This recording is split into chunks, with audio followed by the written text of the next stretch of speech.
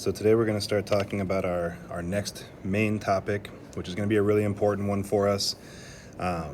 We learn them or learn about them now, and then we use what we're going to call these normal distributions a lot throughout the course of the year. It's going to be something that comes back over and over again. There are things that pop up in a lot of real world scenarios, and so it's going to be kind of an important topic that we're going to break down into a lot of smaller chunks to make sure we really emphasize the important aspects involving these density curves and these normal distributions. And so today we're going to start off just kind of introducing density curves and then talking about the first aspect of our normal distributions and kind of what are the things that we can start to expect moving forward with the topic. And so as we see here, density curves are models of a distribution. So it's an estimated or an approximation of the model or the distribution itself. So as you see the histogram there in yellow, we can create a smooth curve to approximate that overall distribution. And what's important to note here is when we make these density curves, we're going to create them in such a way that the area under the curve is equal to 1.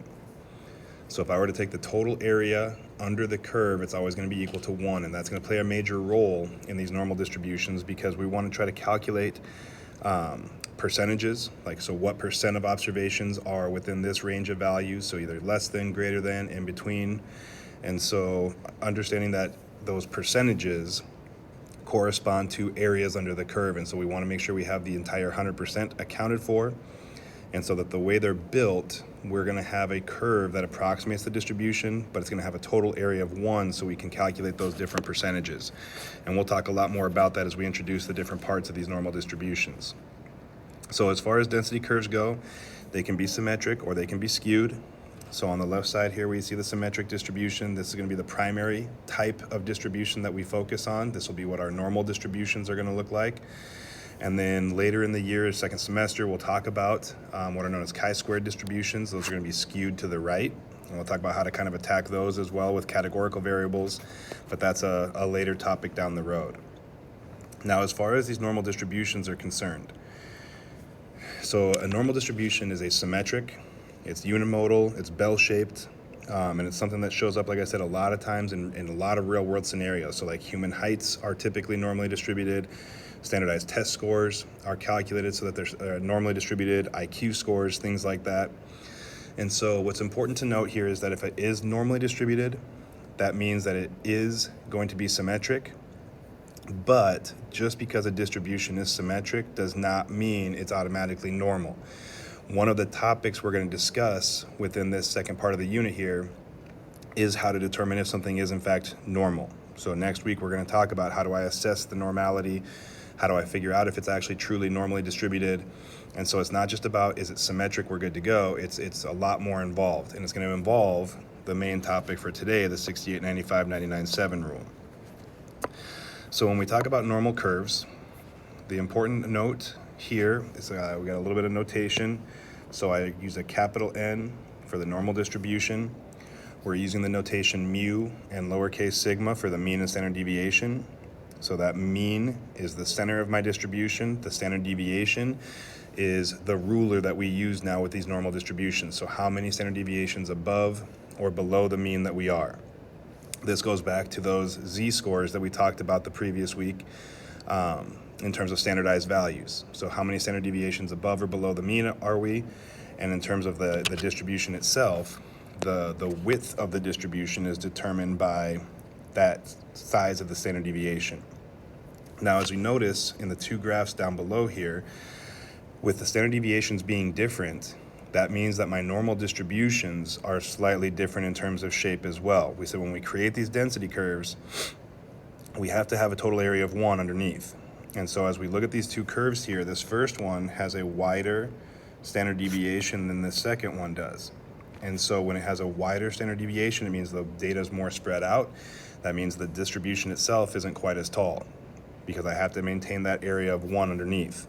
But when I do have a smaller standard deviation, things are a little bit more compact, then that distribution has to be a little bit taller to account for that total area of 1 underneath the curve. Now, for our purposes, we're not going to focus too much on that aspect of things. When I ask you to draw normal distributions or when they give you a normal distribution for a problem, We're just going to draw a generic sketch of it, and we're going to talk about how to label the x-axis appropriately to make sure that we capture the cutoff points that we need to. So it is important to understand, though, that each normal distribution is different than any others. They have different means, different standard deviations, which means technically they have different widths and heights. But for our purposes, we're going to kind of ignore that aspect of things for the most part, and we're just going to draw the normal distributions and label them the same regardless. And so this takes us into our 68, 95, 99, 7 rule, which is also called the empirical rule. So just in case you ever see it referred to as the empirical rule, they're talking about this rule that we're discussing. So what the 68, 95, 99, 7 rule states is that for every normal distribution, and again, really important statement there, applies to all normal curves. So if we say that it's a normal distribution, every single curve follows this rule. And so what we're saying is that if I were to go 1 standard deviation in each direction, okay, so 1 standard deviation above, 1 standard deviation below, when I reach 1 standard deviation from the mean in either direction, I'm going to capture 68% of all observations in my population. So for instance, just as a generic example, if I said the heights for males is normally distributed and it has a mean of 70 inches and a standard deviation of 2 inches, okay, just making up some numbers here. So when I look at my normal distribution, my mean would be at 70 inches. If I go 1 standard deviation above the mean, that means I'm adding 2 inches to it. So 72 inches would be 1 standard deviation above. 68 inches would be 1 standard deviation below. And so what we're saying is this rule tells us that if I were to look at a population of males, 68% of all males will have a height between 68 and 72 inches. So that's what we're talking about with these different percentages. We're saying that if we were to reach this far in either direction, we capture this percent of the population of interest. And so then that 68% refers to the first standard deviation cutoff. If I go 2 standard deviations in each direction, I'm going to account for 95% of my data. So again, just kind of sticking with the example I just made up here, 2 standard deviations above the mean would be 74 inches. 2 standard deviations below the mean would be 66 inches. So 95% of all males would have a height between 66 and 74 inches. And then my final cutoff point is in the 3 standard deviation range. So 3 standard deviations in each direction, and I capture almost all of my data. So I capture 99.7% of values. So for instance, again, just going back to our generic example here, 99.7% of all males will have heights between 64 and 76 inches.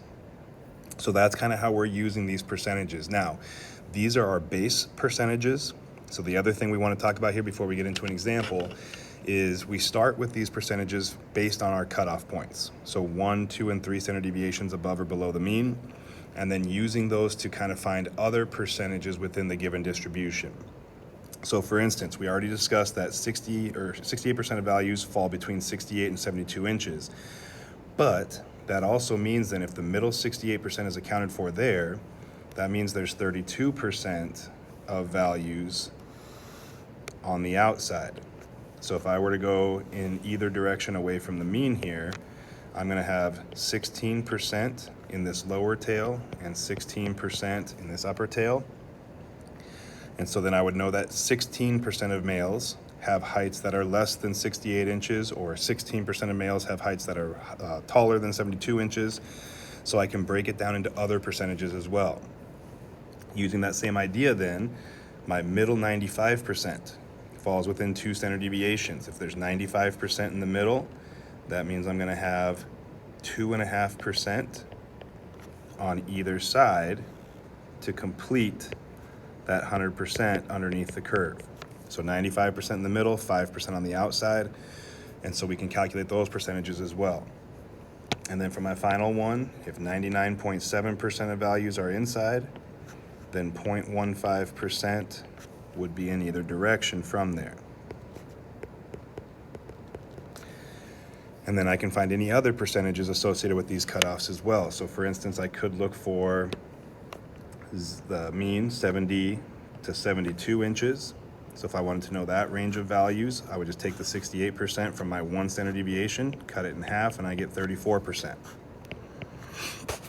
So the 68, 95, 99, 7 rule starts off with those base percentages. So those are going to give me the cutoffs that are associated with that particular percentage. So anything involving the 68 is 1 standard deviation from the mean, or 2 standard deviations from the mean is always going to involve that 95%, and so on. And then in terms of finding the other percentages, looking at the symmetry of the distribution, so maybe cutting it in half, knowing that if the middle percent is this much, the outside percentages have to be cut in half, and then we can find any of these different percentages throughout the problem. So as we look at an example then, so in this problem it says the length of human pregnancies from conception to birth varies according to a distribution that's approximately normal, mean of 266 days, standard deviation of 16 days. So it says use the 68, 95, 99, 7 rule to answer the following questions. So first thing, sketch the normal curve with a mean and standard deviation, or with the given mean and standard deviation. So what you see here, and I've already kind of started this, is you're just drawing a normal curve, and as you're drawing these, just try to make them as symmetric as possible. I'm not going to be grading you on your artwork, but we just create this general normal distribution. Now when we label it, and this is something we did not talk about on the last slide, but just to kind of hit on it right now, when I'm looking at making these cutoff points along the x-axis, so my mean should be somewhere in the middle of my normal distribution. My 1 standard deviation should be about halfway down the hill, so kind of where the steepness of the hill changes. And then my 2 standard deviations is kind of towards the bottom where it starts to level out. And then 3 standard deviations is always going to be in the tail. And that happens on both sides of the distribution here. So about halfway down for 1, towards the bottom for 2, out in the tail for 3. And so when we do that, every single time we're going to set up the exact same way, same increments, same everything. Now the other part of this then is, as we're looking at this, so we're looking at number of days for pregnancies. So I would also want to label my axis, so we know we're looking at number of days. And then as far as creating the numbers that you see there, since our standard deviation is 16 days, that means every time I move away from the mean, so from 0 to 1 standard deviation above, I'm going to add 16 days. And then when I want to go to the next one, I add 16 more days, and then I continue that process all the way out to 3 standard deviations. If I'm working the other direction, instead of adding, I'm going to subtract 16, and I'm going to do that all the way across until I get to my 3rd standard deviation. So that's going to be how we set it up every time, is starting with that mean, add to go to the right, subtract to go to the left, and then we're going to use these cutoffs to calculate different things, like different percentages, different values. So for instance, if I had this distribution, and it says between what values do the lengths of the middle 99.7% of all pregnancies fall? So I got to think about, for my rule, we said 68% was 1 standard deviation, 95 was 2, 99.7 is 3. So I'm looking at those base percentages for a reference as to what I'm looking at. So if I'm looking at the middle 99.7%, that means I'm looking at the 3 standard deviation cutoff points. And so for that, I would go 3 standard deviations in either direction, and I capture the interval that I'm interested in. So the middle 99.7% of all pregnancies would last between 218 and 314 days.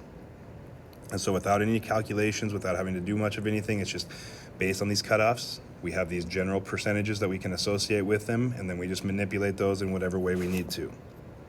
So we can do this with any percentage. So how short are the shortest 2.5% of pregnancies? So for this one, we got to think a little bit here, and sometimes I like to do things off to the side and draw like a little sketch to myself.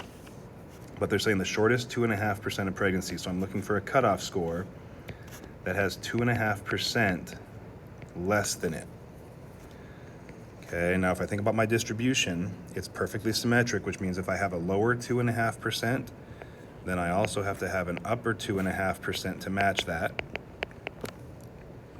And then that means if I have those 2.5 percentages on the outside, that means a total of 95% has to be in the middle. So even though I did not start with one of my base percentages, I can use what I know about the distribution to convert to one of the base percentages. So in this case, the 95% we know is associated with 2 standard deviations. So since I want the shortest cutoff, the shortest 2.5% of pregnancies, that means I want 2 standard deviations below the mean. And so my shortest pregnancies would last less than 234 days. So they may give you one of your base percentages, they may not. And if they don't give you one of those base percentages, then you have to kind of think to yourself, based on what I know about the distribution. If I have this piece, I can also then have the symmetric part of that on the other side. What does that mean for my middle percent? Once I know the base percentage, then I know the cutoff. I'm looking at 1, 2, or 3 standard deviations above or below the mean. Now, if we work the other way, so we can also do this where they give us values and we calculate the percentages ourselves. So in this case, we pay attention to what are the values in question. So 266 to 282 days. So 266 would be the mean. We're going up to 282 days, which is 1 standard deviation above the mean. So I know from my rule, 1 standard deviation is associated with 68%. But that 68% would be the entire interval from 1 standard deviation above to 1 standard deviation below.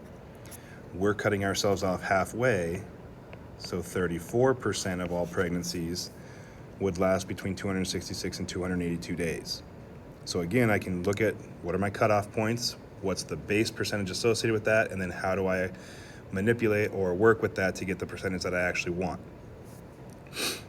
Okay, so then the last one here, if I want to go between 234 and 250 days, so again, we just kind of mark where we're going to be looking at here. So 234 to 250 days, we're looking for that percentage.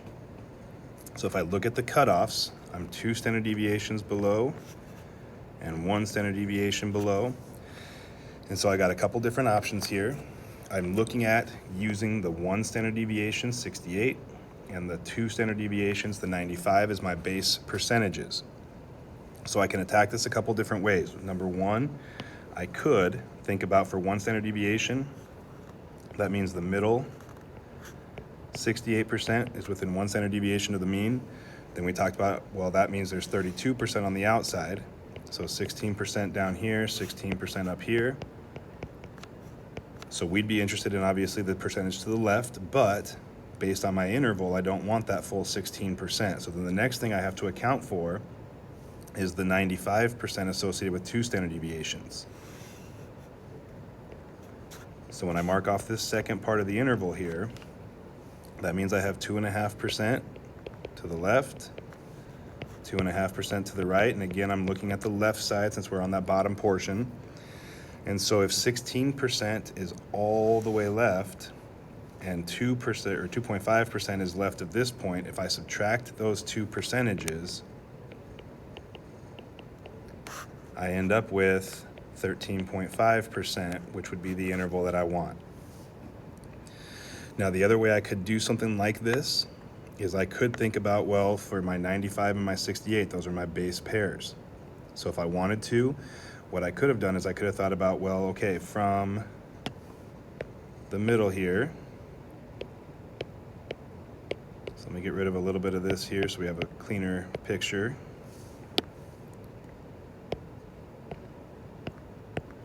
So as we're looking at this here, and we kind of reset here, if I wanted to, the other thing I could have thought about is, well, I know from 2 standard deviations to the mean is half of the 95%, so that's 47.5%. And we already discussed that the distance from 1 standard deviation to the mean is 34%. So I could look at it this way, going towards the middle. I can take that 47.5 minus 34, and I still get my 13.5% going that direction as well. So I could attack those intervals either going to the tails or going to the middle and using those original values and kind of working from there. But that's what that's going to kind of look like. So it's just a matter of what are my cutoff points, what percentages are associated with those cutoff points, and then how do I manipulate those percentages to get what I need. So with that, you should be able to do the worksheet. It's just going to be 4 problems, just like we did in the example here, where it's going to ask you about percentages and values based on that 68, 95, 99, 7 rule. And then tomorrow we'll continue our discussion with these normal distributions.